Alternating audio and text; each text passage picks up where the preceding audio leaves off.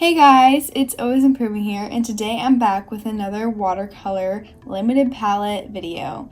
And today I have two different purples that I want to try out with three different yellows to try to determine the correct colors that I want to use.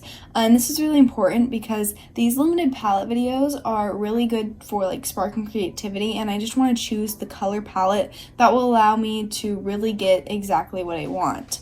So the first purple was Imperial Purple by Daniel Smith, and it's a very granulating color and kind of separates even when it's dry. You can see the pink and the blue sort of shine through, and I thought that was a really interesting effect.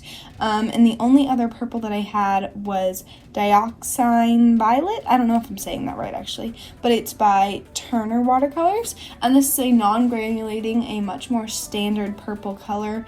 And while it wasn't as like interesting, it was a nice like base color that I knew would be dependable, and I knew would act the same in all of my mixes. However, in the end, I did end up going with Imperial Purple by Daniel Smith because I really enjoyed the granulation. And out of the three yellows that I chose Yellow Ochre in the end, because with Imperial Purple, it really kind of diluted the granulation and kind of made it look more standard in a watercolor, and so I thought that I could balance the granulation effect of Imperial Purple with Yellow Ochre. And also the Yellow Ochre allowed me to get kind of more a warm tone overall, and I really thought that was interesting. And yeah, I did a lot of mixing for this. As you can see, there are 2 full pages of swatches, but I ended up with that combination, the Imperial Purple and the Yellow Ochre, both from Daniel Smith. For my sketches, it was really quick for this. I just went from like an imagination sketch, and I really liked some of the aspects of that, but I felt it wasn't really dynamic enough, and I wanted to kind of get a better pose in mind, so I took a reference photo, or I didn't take one, I got one from Pinterest, and then I combined those kind of and put my own style into it for the final image. And I'm really happy with this little small sketch. It looks nice, and I was really excited to get started. Of course, I did do a few like color scheme tests, I guess, just because I didn't know where I wanted every color. And although I had done a lot of swatches, I wanted to make sure that I had the exact colors in the right places that I wanted. And I ended up liking the 2 on the bottom on the right hand side, but I ended up trying to combine them in the top and in the end product.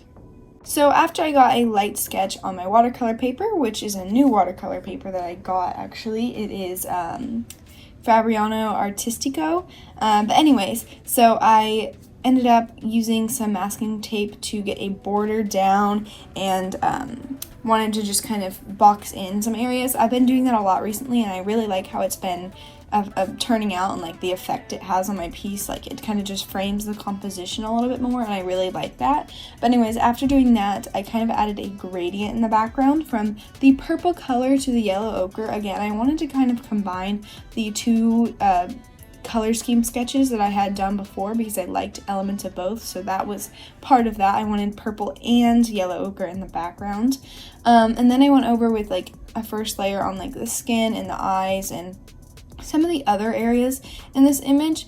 However, well, here we go. So after doing the first layer, I realized there was something off about this watercolor paper, and again, I hadn't used it before. I actually cut it from like larger squares, but it just wasn't layering right. I don't know, it was like patchy, and I was like really worried that I just like bought the wrong, like it wasn't gonna be good at all. Even though I had heard so many good things, I was kind of worried, but it turns out, I'm pretty sure I was painting on the wrong side of the watercolor paper, and like I had thought that it was right. Like I looked at it and thought that this was the cold press texture side, but it just wasn't layering right, and it was a really quick process after I realized that, because I did not want to spend all this time building up so many layers just to have it kind of not really be consistent and be splotchy. So I really tried to just kind of speed through it and get it done with, because I did like the color scheme and I liked the idea, but I really wasn't enjoying the process. So I did learn a couple things from this and kind of took in the paper not being as good as I wanted it to be, but I ended up with some splotchy areas in the shadows and overall just a mediocre piece of art. After finishing up the first piece that I realized I did on the wrong side of the watercolor paper, I wanted to try again on the correct side of the watercolor paper. And for this one, I did lean more towards the third color scheme idea, where the background was going to be a yellow ochre color. And you can see I did tape this one down as well. However, I taped this one down to a canvas panel, which is like it's a surface that won't like warp like a piece of paper will, so that was a nice way to keep the paper down and keep it flat.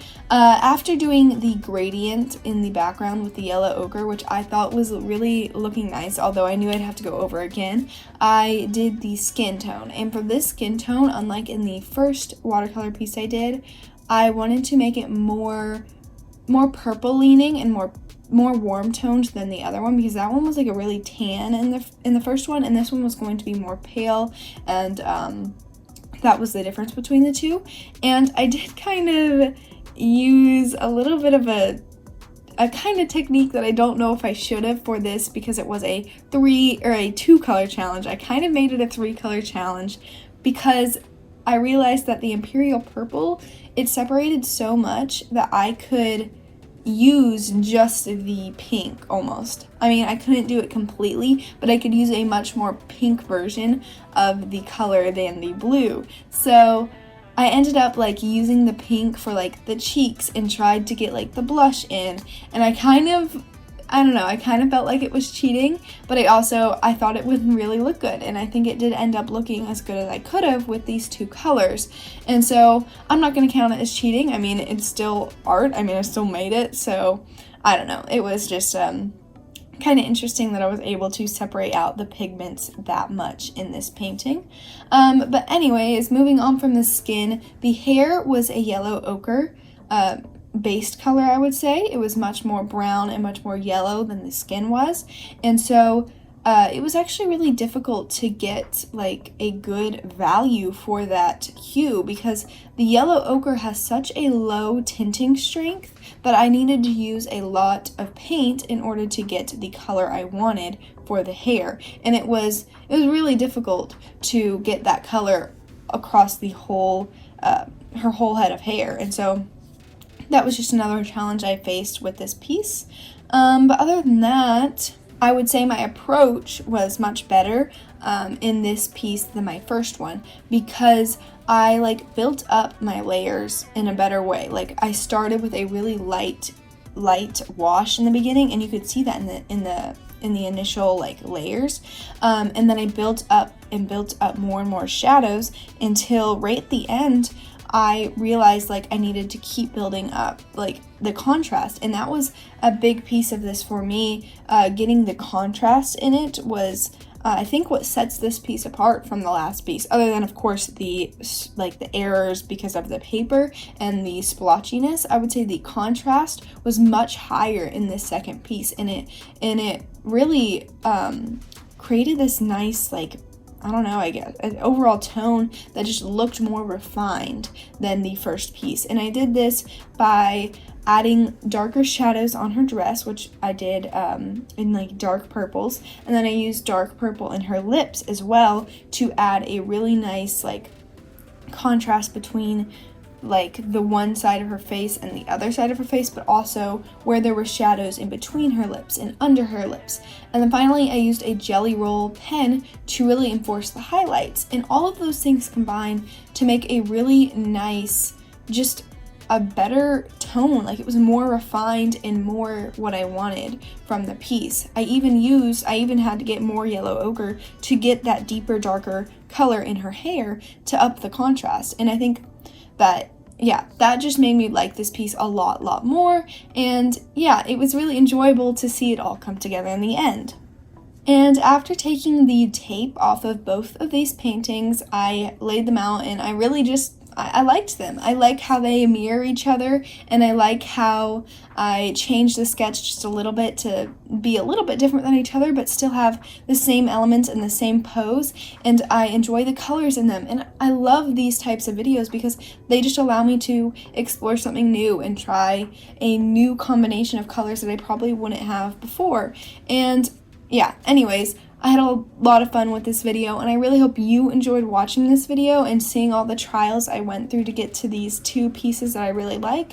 And if you did, I really hope I'll see you in the next one. Bye!